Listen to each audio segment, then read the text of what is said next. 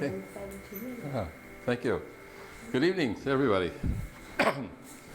Very nice to be here, and thank you for ordering a nice day for all of us here after all the snow we had in February and March and all that. And of course, I never dared do any of these things by myself, so I brought along the right hand, if you will, of our organization. That's my wife, Ayako, who is over here, Ayako Miyata. She is our cultural advisor of the society. So when I make mistakes in Japanese, she knows exactly how to correct me. In any event, we mentioned that, or Judy mentioned that the organization is located at 11 Cherry Street in Fairhaven. And as many of you probably know, Fairhaven is considered a small town with a big history. Excuse me. A good part of that due to Henry Huddleston Rogers, that you probably know, who was the partner to Mr. Rockefeller in Standard Oil and had all kinds of money. And when his young daughter was 17 years of age, she was very sickly and she loved books. So at 17 years of age, she died, unfortunately. And so he built the Millicent Library. Her name was Millicent. The Millicent Library in downtown Fairhaven.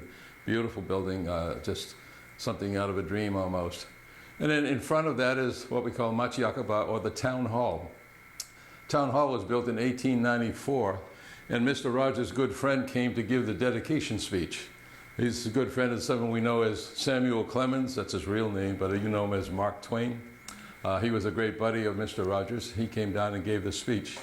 And as a matter of fact, his original handwritten speech is on display in the Millicent Library. And that's one of the things we talk to people about. So in this film that you're going to see, by the way, I'm going to speak for just a few minutes, and then we're going to see a film that kind of gives you the background of everything. And then we'll come back with some more information and question and answers, okay? Excuse me. So if we, I guess we could at this time see the film, if we can crank it up. Hello, my name is Gerry Rooney. I'm the chairman of the Whitfield Manjiro Friendship Society. Our organization is located in Fairhaven, Massachusetts on Buzzards Bay, adjacent to the fishing port of New Bedford. As you can see by the map, it's about 1 hour south of Boston and about 4 hours from New York City by car. Fairhaven was the home of Captain William Whitfield of the whaler John Howland, which rescued Manjiro and his 4 mates from Torishima in 1841. When Manjiro came back to the captain's house at 11 Cherry Street, he became the first Japanese person to live in the USA. In 1987, 2 notable events occurred in Fairhaven. The current emperor and his wife came to visit us as the Crown Prince and Princess. And we signed the Sister City Agreement with Tosa Shimizu, the city which includes the village of Nakanohama, Manjiro's hometown. Since that time, we've had a continual flow of exchanges with students, officials, artists, little leaguers, quilters, and common citizens. When others visit Fairhaven, they usually wish to view the sites of the Manjiro Trail, those locations which are important in the history of Manjiro's time in Fairhaven. In 1918, the ambassador of Japan, Viscount Ishii, presented a samurai sword to the town of Fairhaven from Toichiro, the son of Manjiro, in thanksgiving for the hospitality shown to his father. On that occasion, the dignitary signed the logbook in the Millicent Library, which had been initiated by Henry Huddleston Rogers, who built the library and many other notable buildings in the town. In 1987, Emperor Akihito and his wife signed the same book. Visitors are allowed to sign it also by appointment. The old Unitarian Church. When Manjiro received a negative reception at the Captain's Church, they moved to the Unitarian Church, which is now a restored building housing an international school for seamanship. The monument in front notes the relationship. The building also houses the Northeast Restoration Group, which volunteered to oversee the restoration of Captain William Whitfield's house at no cost.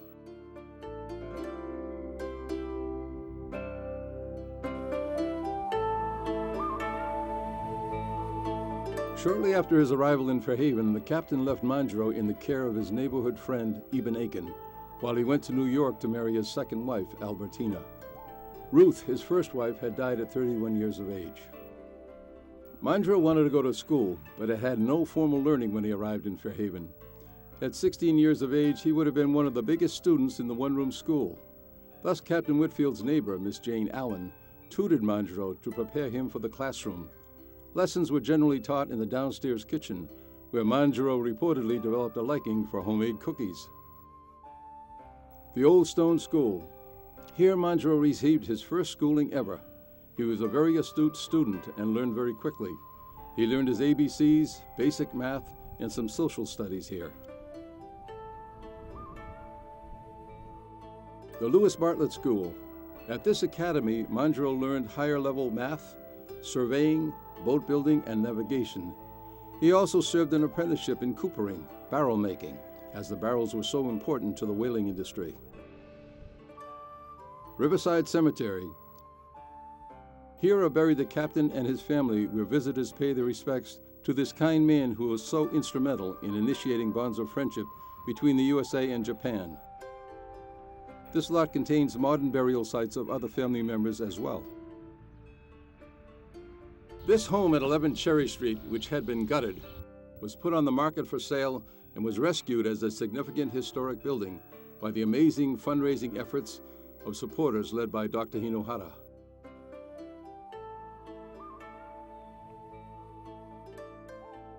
The building, including the carriage house, which will become the cultural center, were purchased and are in the process of being renovated.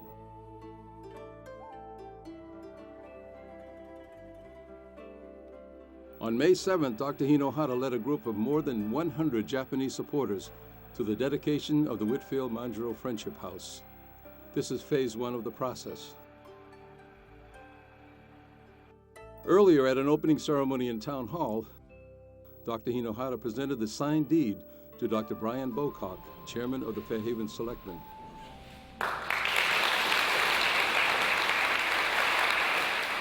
Dr. Bocock read a proclamation from the town declaring May 7th as Dr. Shigeaki Hinohara Day.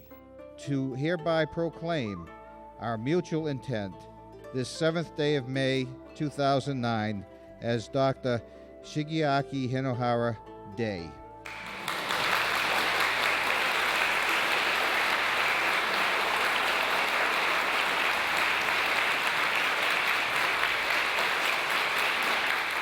As well, a representative of Mayor Scott Lang of New Bedford read a resolution for the occasion. This event was attended by 8 descendants of Manjiro who had traveled from Japan, as well as 3 members of the Whitfield family from Maryland. A greeting was also offered by Mr. Masaru Tsuji, recently appointed Consul General of the Boston area. At the Unitarian Church, the guests were treated to a concert by the visiting Shigeaki Hinohara Festival Orchestra.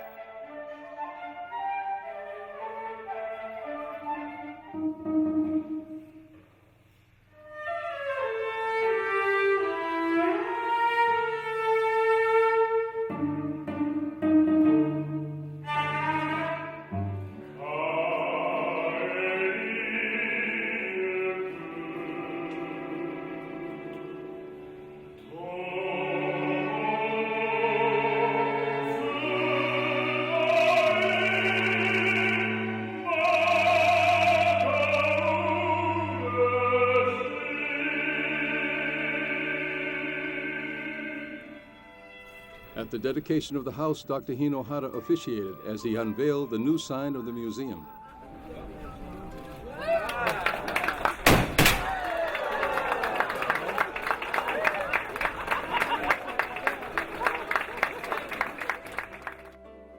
As the group of visitors and local officials gathered for lunch, the toast was presented by Manjiro historian Junji Kitadai. In the spirit of Captain Whitfield and Manjiro, I'd like to propose a toast. We wish the Friendship House will prosper as the symbol of everlasting friendship of the people of the United States and people of Japan. Kanpai. Kanpai. The kanpai toast was done with water as a symbol of the ocean that brought Captain Whitfield and Manjiro together. After lunch, the citizens of Japan and the USA continued their person-to-person exchange throughout the rest of the day in the Friendship House. Here, Kei Nakahama chats with Kathy Whitfield about an old photo. So all of you are cordially invited to visit the Manjiro Trail. There you can witness for yourselves the places in which Captain Whitfield and Manjiro shared space and time. This guide will be waiting to assist you in your tour. It is in both English and Japanese. Thank you so much for your attention. Please come to visit us at the Whitfield Manjiro Friendship House in Fairhaven, Manjiro's second hometown.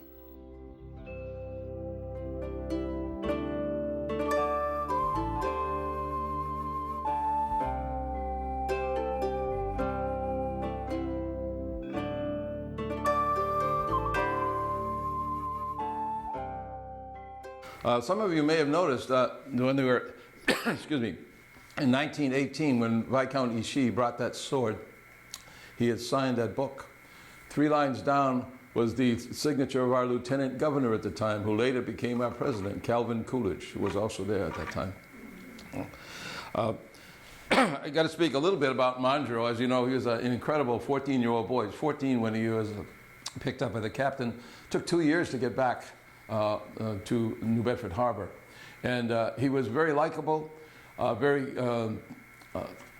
astute, very curious about everything. And so when they got to Hawaii, by the way, the captain knew about the fact, so a term it's called sakoku, which means was the closed time of Japan. Over 200 years, it was a closed society. You couldn't go in or out. Those who went out and went back were subject to death, actually. So he knew that, and so when he picked these people up, he picked them up from this island about 700 miles south of Tokyo, and from there he went to Hawaii. So it took a couple months to go there. And on the way, he and young Manjiro became very good friends. So the captain invited Manjiro, who had never gone to school in Japan, to come to the USA and get some education. And so he brought him. The other 4 stayed in Hawaii. Excuse me. So in any event, when they got back here, as you can see in there, he went to the one-room school. He went to the Bartlett Academy to learn navigation, among other things. And it was only because he learned navigation at the Bartlett School on Spring Street in Fairhaven that when he went back, he translated Bowditch's American Navigator into Japanese and taught it in Japan. And as a result of that, finally in 1860, the first Japanese ship could come across the ocean, because prior to that, they had to stay within the sight of land, even when they out to the ocean. So the ship's name was the Kanrin Maru, and Manjiro actually was on the ship, as was a fellow named Fukuzawa, who later established Keio University, which is like the Harvard of Japan. It's kind of strange because there were 5 American naval officers who had been stranded in Japan because their ship had some problems, and they actually came back on that same ship. And it turned out that because prior to that time, the naval officers and all the naval crews couldn't go out to the deep ocean. Now they were able to go out to the deep ocean, and when they got out there, almost all the officers got sick. So it turned out that Manjiro was called upon to take over the ship, actually, and in fact, one of those officers, the American officers coming, wrote a diary later on and said it hadn't been for Manjiro, they probably wouldn't have seen California at all. So he was quite a guy, came here and learned so much, and eventually went back. The whole story will take another hour to talk about how he got there and back and so forth, but he eventually, after 11 years and 10 months, went back to his home. With no communication, there was no internet, no texting at that time, obviously. So he was always in fear that his mother may not be there. His father had died when he was 8 years old. When he got there, his mother, Shiho-san, was genki, as we say. She was in good shape and so forth. And she was more surprised that he was still alive. She assumed he had died in the ocean by this time after 11 years. And took him to the cemetery to show him the tombstone she had already put up for him. So I think there was a big party that night, probably, something like that. So anyway, Dr. Hinohara, this gentleman that you saw in the picture, when he was doing that, he was only 97. As we speak, he's 103. He is at he still makes occasional rounds at the hospital in Tokyo. In Japanese, it's called Seiroka. If you're from this area and you know New Bedford at all, it's coincidental that that hospital's name is St. Luke's, which is the same as the one in New Bedford. But Dr. Hinohara is, he's cutting back a little bit now on his adventures. He's been all over the world. He's like a national treasure in Japan. He writes books all the time, both in English and Japanese, because he studied in the United States as well. As soon as he writes a book, it's an instant bestseller over there, so no problem at all. We mentioned in that video the carriage house, which is behind the museum itself. The museum itself was restored and made, the house was restored and made into a museum. And that's what we have been operating for the last 5 years. Just over 3,700 visitors have come there so far, about 70% of them Japanese. Some of them living in the USA, some of them visiting from the US, from Japan. But we have a steady stream of people. I had one tour set up for tomorrow morning, and while I was in the office getting ready for this, another tour set up for tomorrow afternoon. So with the better weather, people are starting to move around and coming in to see us. By the way, one of the things we've been doing for the last, year plus, is we've been teaching local teachers the whole Manjiro Whitfield story / Japanese culture / whaling to all the local teachers from Somerset all the way to Old Rochester Regional and so forth. We've taught 5 classes, we've had 42 graduates, and now all of those people are going back to their classrooms and conveying this beautiful piece of local history that many don't know, they're very much unaware of. So one of our board members got her doctorate degree 2 years ago. She was a teacher, just retired last year, and so she is heading that particular thing for us. We do that currently within the museum space itself, which is kind of cramped, and we have a maximum of 10 people at a time. However, the carriage house that you saw is destined and has been destined to be a cultural center, which we are now working on as far as fundraising and so forth. And we are doing it as a community project using the youngsters from the New Bedford Vocational High School to do all the carpentry, electricity, water, the whole thing. It'll take a little bit longer, that's all right. We waited 5 years, no problem. So when we do that, of course, then the offerings that we'll be able to make for culture and education and so forth will be greatly expanded, we expect, okay? You may remember, I think it was 3 years ago, on March 11th, was kind of a devastating time in Japan. That's when they had the earthquake, I think it was 8.2, like a record. Unfortunately, fortunately for me, but unfortunately, my wife Ayako was taking 2 friends to Japan for the first time, landed in Tokyo 11 minutes after the earthquake. Spent the next 6.5 hours in the airplane, and the next 13 hours in the terminal, which was then declared safe with about 3,000 other people. And then the following day was able to get to a more domestic airport and fly over to our sister city, and of course there was no danger there. So it was funny because I had put them on a plane in Providence very early the morning before, and of course the following morning I was totally dead to the world, and I got a telephone call from Moscow, Russia. Our son, it turns out, is a teacher of Japanese taiko drumming, and they were doing tours in Russia, and he turned on the TV and saw this thing in Japan, knowing his mother was there, and wanted to know from me what's happening. I had no clue. Of course, I turned it in, we all knew right away. Total devastation, but incredible people, the way they recovered from that. We saw pictures later on of a highway in the Tohoku area that had been split open by the earthquake, and it looked like an overheated hot dog just opened up probably for about 25 yards, and the opening was, I would say, 3 to 5 feet at least. And then 8 days later, they showed that highway as if it were brand new again. Just amazing the recovery that they did, and of course, the United States, the military, and others from many, many countries helped them with that. And they're still getting over some of it. And as you were, the most devastating part of it was the whole nuclear problem that they had there, which is not totally over yet, as far as I understand. So one of the things we did, of course, after the earthquake, we did a little fundraising. We had an open house at our museum. We brought people in, and people did, they came by. One of our friends who runs a hardware store in the north end of Bedford, her daughter put a can with Manjiro's thing on there to help the people of Japan, and brought in, I don't know, $100 and something. But anyway, it was a great effort. And one of the things that we are very much endeared with is that in our area, and many of you may be aware of the Shining Tide Quilters, the quilting group. Of course, they have a sister group in Japan called the Shoefly Quilters in Manjiro's hometown. But they thought, what more of a personal thing could you give someone to physically wrap them in a quilt that's been made by, a friend, unquote, halfway around the world. So the Shining Tide Quilters got together. They created 76 beautiful quilts. We actually boxed them up on the conference table that Judy was sitting at not long ago, and we shipped them all over. And we shipped them through our sister city, so it would be like a hand-holding thing. And so actually when they got there, it was summertime, so it was not the time for quilts. So what they did was they put them on display, and they had concerts and fundraisers all about that whole thing. And finally, later on, they shipped them all over to the Tohoku area where the devastation was. And they finally then distributed those 76 beautiful quilts to a little village called Shichigahama. Does it sound familiar, Judy? It's the sister city to Plymouth, Massachusetts. Couldn't believe it. Things go around like this. We had no idea, and we were just told that. It was amazing. So anyway, I don't want to take too much more of your time, but I'll be glad to answer any questions about our organization or what we do or how we do it or whatever.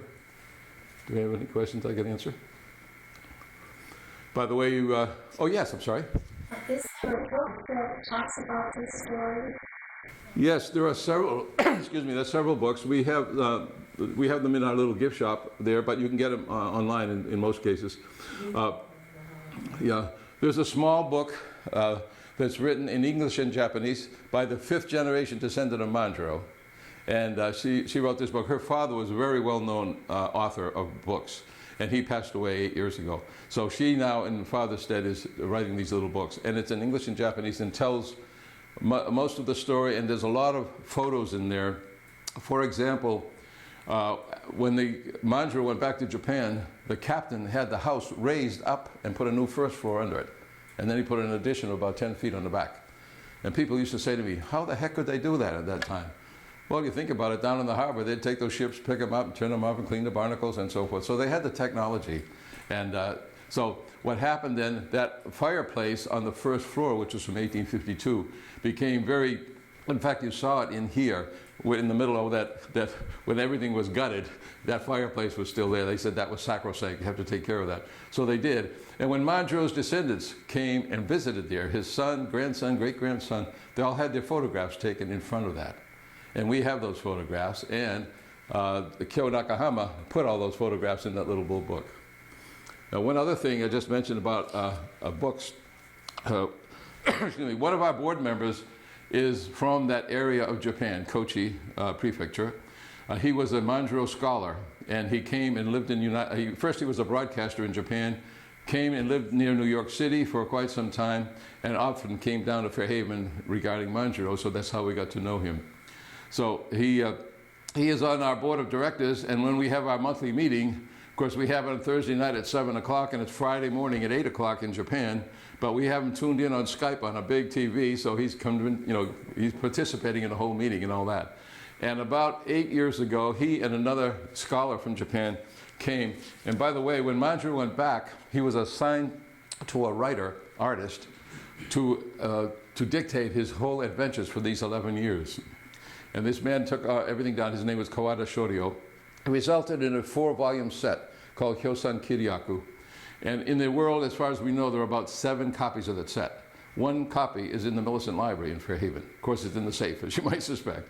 Not too many people see it. But anyway, they borrowed a copy of that, these two gentlemen, and they translated all of it into English and used Manjiro's drawings of whales and the different places he had been and so forth, and incorporated that into the book. And it was published in New Bedford by the Spinner Publication Company, and it's called Drifting to the Southeast. And it's Manjiro's entire 11 years adventures in English. So that's another opportunity. Is that still in print? Yes, it is. Yeah. Yes. Yes, sir. I was here for 11 years, and then you talk about being a Polish society. How did you get that in? How did you get the status of keeping everybody involved? First of all, he wasn't here for 11 years. People ask me. In fact, when we talked to people, as we did with Judy and Joya, that museum house, which is the captain's house, which is the first place he lived, he only lived there for a matter of months. The captain bought a farm out in Sconneck Neck area, and they all moved out to there. He spent more time on the farm than he did on the original one. But of course, it's the first one, so that's the big deal. Right? Okay, there you go. So, and then one of the gentlemen who was probably the first mate of the John Howland, became a captain of another Kujira, I'm thinking in Japanese, sorry, another whaling ship called the Franklin. And he wanted to go back to Japan, to that area, to look for whales again. So he talked Manjiro into going back with him. This time they did not go around South America. They went around Africa and across the Indian Ocean. And then they got into the area, and Manjiro thought he might be able to get back into Japan because they were kind of loosening up with that whole regal. And he tried a couple places.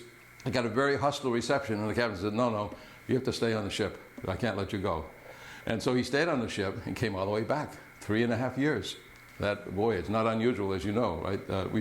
Whaling Museum tells us the longest voyage was 11 years on a whaling ship. But you could picture families growing up during that time and whatever, okay? But in any event, then he got a job on a ship called the Steiglitz, carrying lumber around to the west coast. They went around South America, stopped in Lima, Peru, and then went to San Francisco. He then took a riverboat to Sacramento because he was now thinking about going home. It was 1850. 1 year before, we had a thing called the gold rush in California. He took a horse and went out to the gold fields and spent about 2.5 months there and got about $600. And with that, he was then able to go back to Hawaii to meet his friends who had left there and eventually back to home.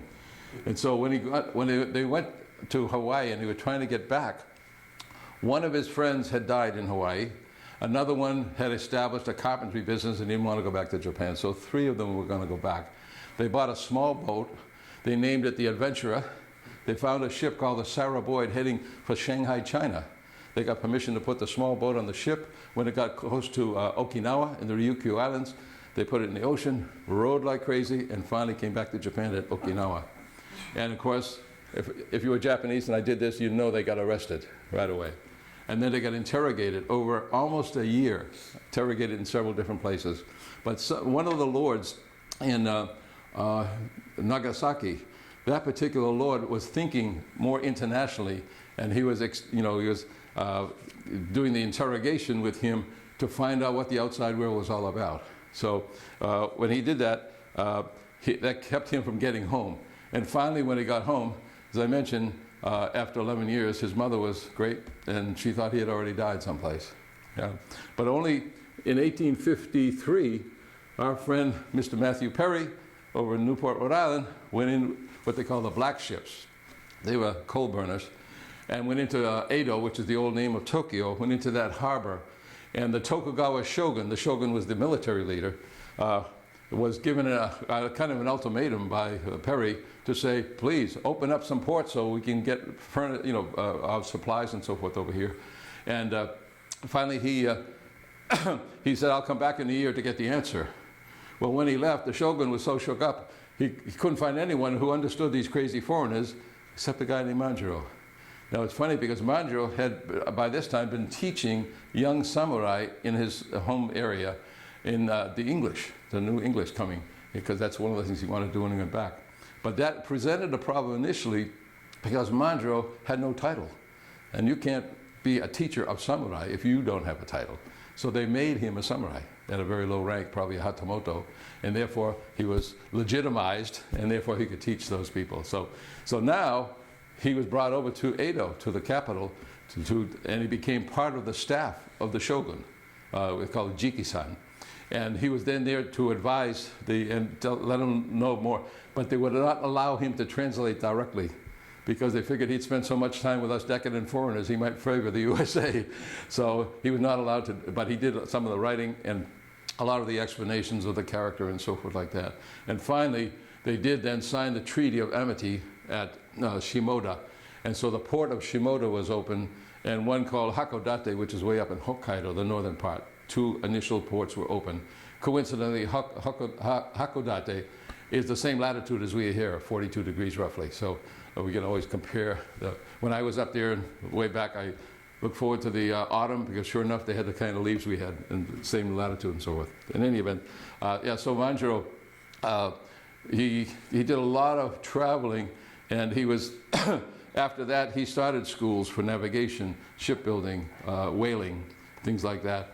Manjiro was married 3 times, by the way. His first wife died at 26 years of age after giving birth to the first son. Second wife ended up in a divorce, and he was married a 3rd time. In 1898, he was living with his son Toichiro, who was a medical doctor in Tokyo. He was 71 years old and he died in his place. And he's buried in Tokyo at a place called Shichigaya, Oaxaca Cemetery. So amazing guy. Yes, sir. When I was on active duty in the Navy, we pulled into Hakodai for the flagship festival. Oh, yeah. And I'm glad to find what it was all about. But could you comment a little bit about the whaling side of things? You said you include that in your curriculum. Oh, yes.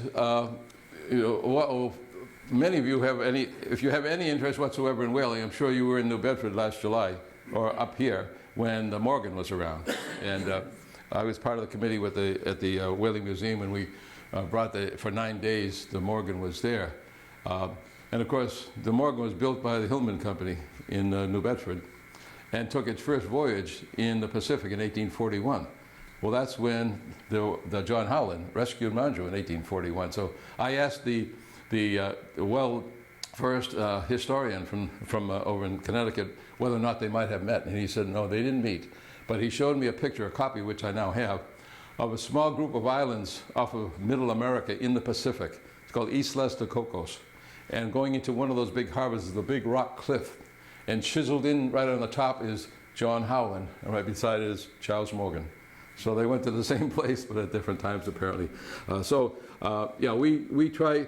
One of the things we do for the teachers is our head teacher, the one who's organizing all this, takes them on a half-day trip to the Whaling Museum. And prior to that, we go through a whole bunch of things. For example, they get, there's a little experiment she does with them to take lard and put it in a big baggie, if you will, and put your hand in the middle of that, and then put it in freezing water and find out why the whales don't get cold, because they have so much, those kinds of things. So it's really hands-on, if you will.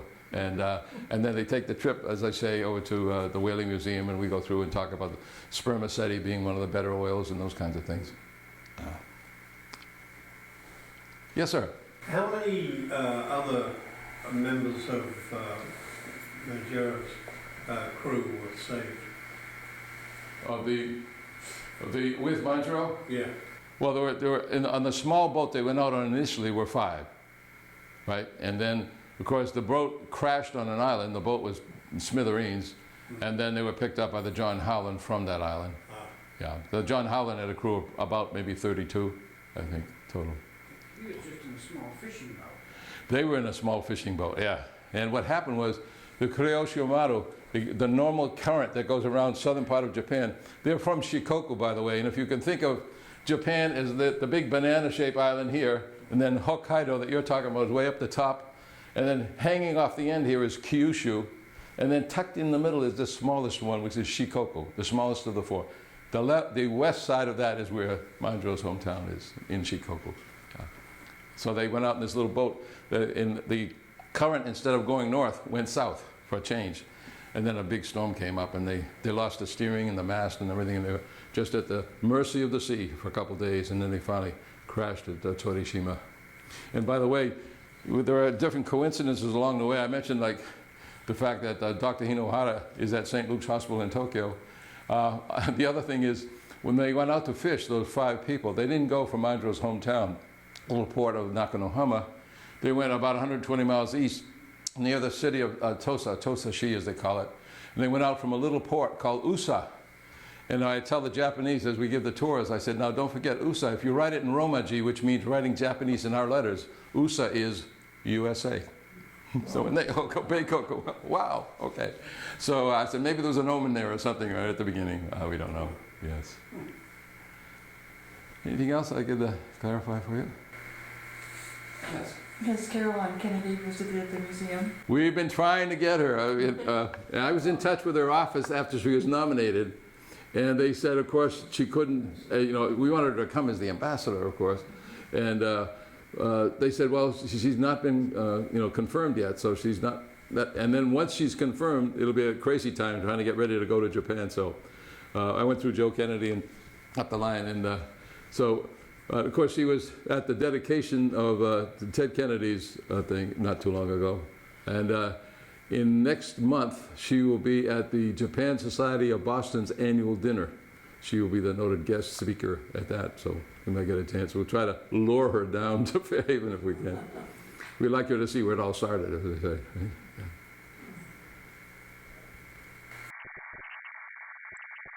Did you say that 70% of the visitors are Japanese? How did they know about it? Well, they know about him in Japan very well.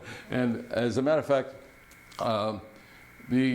once we got established, then many of the TV stations from Japan, NHK, you might remember, NHK is like the biggest one in Japan. It's like ABC, NBC all together over there.